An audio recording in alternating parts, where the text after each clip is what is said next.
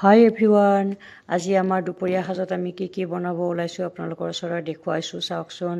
বিলাহী, ঢেকীয়া, মচুৰ দাইলৰ তৰকাৰী বনাম। তাৰপিছত লগতে কুন্দুলি আলু আমাৰ কাটি লৈছোঁ, কুন্দুলি আলু ভাজিম।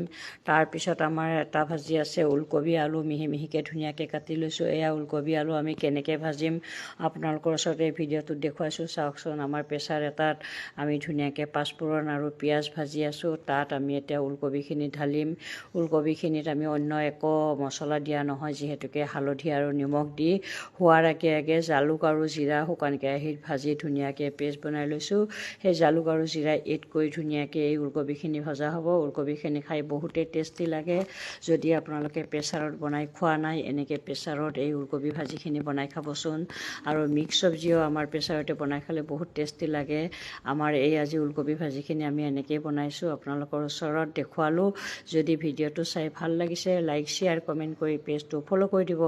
আৰু আন এখন কেৰাহীত আমি এতিয়া ভাজিব ওলাইছোঁ কুন্দুলি আলু। তাত আমি পিঁয়াজ আৰু পাঁচফোৰণ ভাজি লৈ কুন্দুলি আলুখিনি ঢালি দিছোঁ। কুন্দুলি আলুটো আমি অন্য একো এড কৰা নাই, পিঁয়াজ জলকীয়া পাঁচফোৰণ দি কুন্দুলি আলুখিনি ঢালি দিছোঁ। তাত আমাৰ এড কৰা হ'ব নিমখ আৰু হালধি।